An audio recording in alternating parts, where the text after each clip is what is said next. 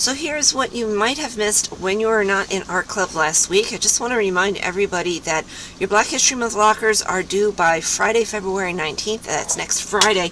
So do make sure that you get your Black History Month locker in so that I can put them as part of our slideshow for the website. Now, the request was that we do a watercolor lesson, although I did find out that all of us in art club do not have watercolors. So I was trying to think of an alternative. And one of the alternatives I came up with was we can use regular markers, the ones that don't smell, so like not a Sharpie marker, maybe Crayon marker, on a plastic bag to give us a watercolor look. And I kind of was experimenting here. These are my experimental ones with using black crayon actually, and then putting the watercolor over top. Here is my actual one that I worked on. I wanted to finish to show you, and it kind of gives it a cool kind of texture with that plastic bag. Plus I also think my binder that I'm coloring on top of also gives it that cool texture as well. So what do you want to do? Well, you want to pick a piece of paper, preferably a heavy piece of paper, and draw something on it. That's totally up to you. You can use a black marker, works really well, or even a black crayon works actually a little bit better because the black crayon will not absorb the marker that you put on your plastic bag. So what do you need that plastic bag for? Well, let me show you. You're going to take your plastic bag. I've just got a plain clear one here, and you're going to take some markers. All right, and like I said, preferably the non-smelly type, not a Sharpie, because the Sharpie will dry on the plastic bag and attach to it. Whereas, you know, I have some water-based markers from school. These are like Crayola markers. These will not dry up. They'll stay wet on the plastic bag. And yes, you can use any plastic bag, doesn't have to be clear. You can use even like a ShopRite bag or a plastic bag that you get from the food store. So what you're going to do is you're going to color on the plastic bag. I'm going to put my drawing underneath my plastic bag so I can kind of see where I'm coloring at so that I know exactly where my colors are going to kind of land at. So you're pretty much just coloring right on top of the plastic bag. Now do keep in mind when you're doing your marker, you want to be aware of the colors as they blend together. So right now I'm going to do kind of a blue to purple to red fade right now. I have some purple that's going down. I'm going to go ahead and put some blue right next to it. And then I'm going to go ahead and do a little red. And you can kind of see it's streaky.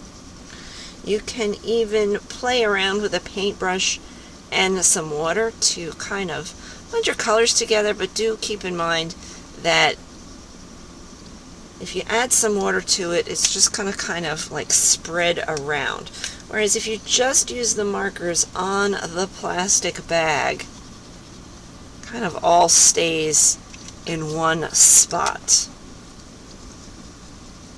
And you'll notice I've done a couple coats over it just to try and get it nice and solid, a nice solid color. Alright, so now what I'm going to do is I'm going to take my drawing out from underneath the plastic bag, okay, and I'm going to flip it over on top of the marker I just used, and I'm just going to kind of rub it so that it really kind of absorbs onto my piece of paper.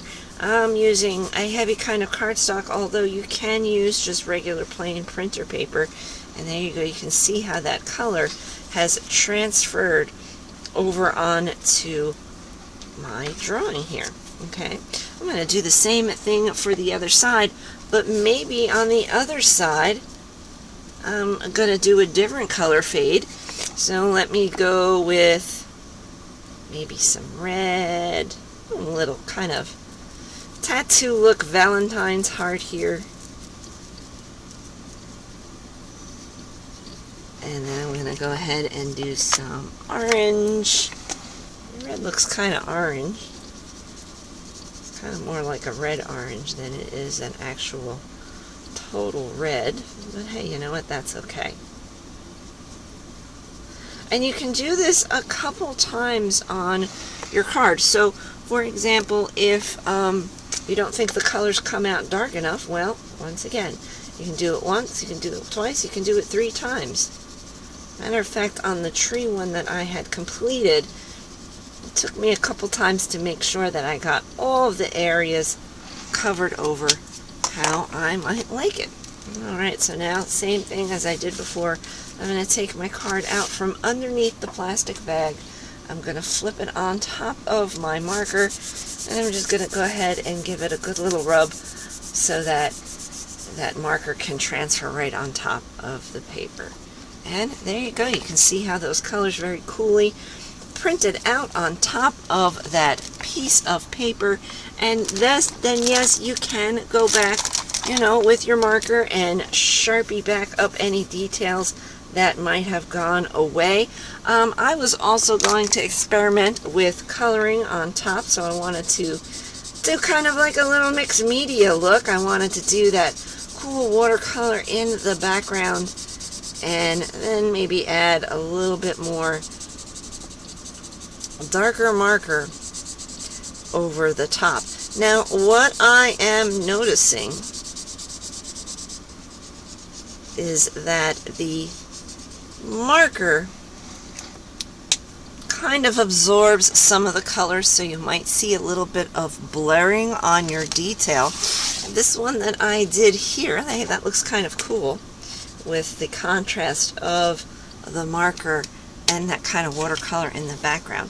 This one that I did here, I used a black crayon. And what the black crayon will do, because crayon is wax, it will not absorb any of that marker that you've put on top of it. We call that a resist. It resists the marker in the water.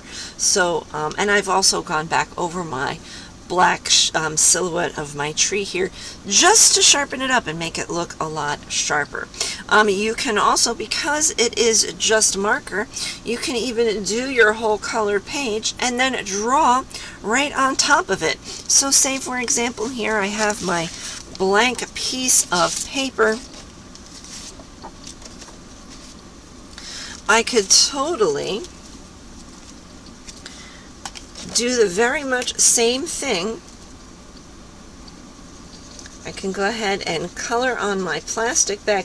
Now the more you use your plastic bag, I'm noticing that the marker kind of covers over a lot better.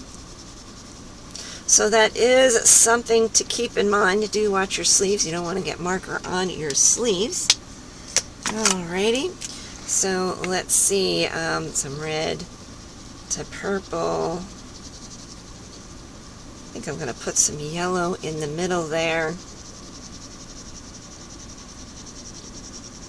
I'm going to do my red to purple to blue fade. A little around the edges. This is a cool thing. I'm really liking this kind of technique to experiment with. You can do it in so many different ways. You can do patterns and lines and designs. This is really kind of like making a color print onto a piece of paper. There we go. Got some yellow in the middle, so I kind of got my little bit of a rainbow fade. And yes, I'm going to go ahead and take my piece of paper, put it right on top of my marker that I've just done, and I'm going to give it a good rub so that marker transfers over to that piece of paper. Peel it up and, oops, I dropped it. Voila, there is my colored background. Now if I wanted to, if I'm not satisfied with it because I have some white speckly areas showing, I can go over it again. So yeah, I can go ahead and, you know, take my markers one more time, use those same colors, and it will darken it up. It'll just make it look a little bit darker. And like I said, the more marker you add onto your plastic bag, the more it seems to be sticking a lot better for me. Purple again. And once again, be mindful of how you're choosing to use your colors once next to each other, because you want to do colors that are going to blend well together. Keep in mind the color wheel when you blend opposite colors to each other. So if I were to put yellow next to my purple, I would probably get a bit of a brownish color. So experimenting is good, seeing how colors work and interact together with each other, and also experimenting with different markers that you might have at home. Might work a little better or a little worse depending on what type of markers you have. Okay, and here I go once again. I'm going to flip it up and over and go ahead and give it a bit of a rub so that marker attaches itself to my piece of paper. And yes, the more I do it, the more it darkens up. Now, once this is good and dry, which shouldn't take too long because it's marker, you can go over it with your Sharpie or your colored crayon or even some colored pencils. So definitely experimenting with different markers, different tools and materials are, of course, going to be a great idea. Well, I hope you enjoyed this little tutorial on how to do kind of a watercolor look using some markers on a plastic bag. I'd love to see what you've done. Bring it with you to art class. Take care.